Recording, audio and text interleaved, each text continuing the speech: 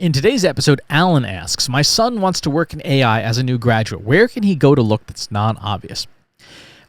Okay, so if you want to work at AI companies, honestly, most of them are starving for people. As long as you've got a good CV that shows, you have the appropriate mathematical skills or programming skills.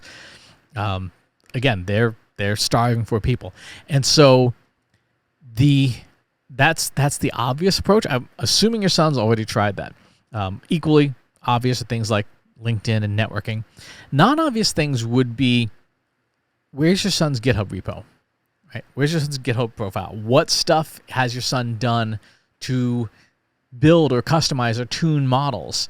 If you take something like some of the GPTQ models that are the open source floating point 16-bit models, can you quantize them down and provide them as a resource to the open source community? Because an awful lot of people who are looking at models and customizing and building these open source models, they work in pretty big AI companies, right? They work in advanced tech companies because they have the resources to do stuff like, the requisite amount of time you need to, and a farm full of A100 GPUs to do really advanced model builds.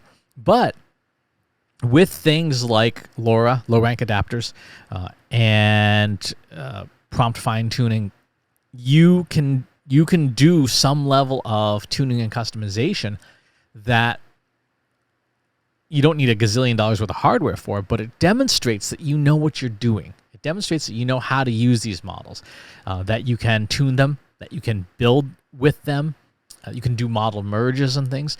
And that, of course, goes up on a site like GitHub and helps build a reputation. Like, this is a person who knows what to do, knows how to customize. Look at different industries and different companies that he's talked to and say, okay, if I had a base model, a foundation model like Facebook's or Meta's Llama 2 model, how could I tune that for common use cases, say in insurance, and build a starter tuned model for that? It doesn't have to be perfect. It doesn't have to be even amazing. It just has to work, and it has to demonstrate that he has the aptitude that companies will be looking for to make those hires. And places like GitHub are one of the best, if not the best place for technical talent to network and be discovered. LinkedIn actually is okay, but LinkedIn is not where the hardcore tech folks work. Like, so if your son really wants to be doing the nuts and bolts of AI, GitHub is a much better place to be. Contribute to repositories, right? Contribute, do forks, do merges, do PRs, pull requests. Do all that stuff within the developer ecosystem for AI projects to demonstrate that you can do the thing. Because on one hand, there is saying that you can do something, right? And you put it on your resume, you put it on your LinkedIn and stuff like that. On the other hand, there is just demonstrated evidence that you can do the thing. Like, hey, this is a GGUF quantized Q5 model that I custom tuned to do this task.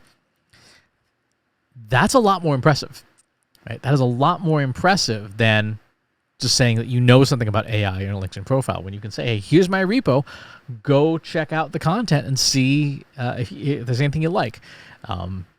That's what I would do. If I really needed to get the attention of some of the super hardcore tech folks within the AI field, in the AI industry, I would be participating in their repos. I would be building my own. I would be inviting other people to look at the model merges I can make. Because if you've got a decent gaming laptop, you can do model merges and model fine tunes, at least with the open source products. And who knows, if you come up with some way that provides a different kind of benefit or a different kind of optimization, you may catch the attention of some of the biggest names in AI. So that's where I would go with that. It's a good question. It's an interesting question. And I hope the answer is helpful to you and your son. Thanks for asking. We'll talk to you next time. If you like this video, go ahead and hit that subscribe button.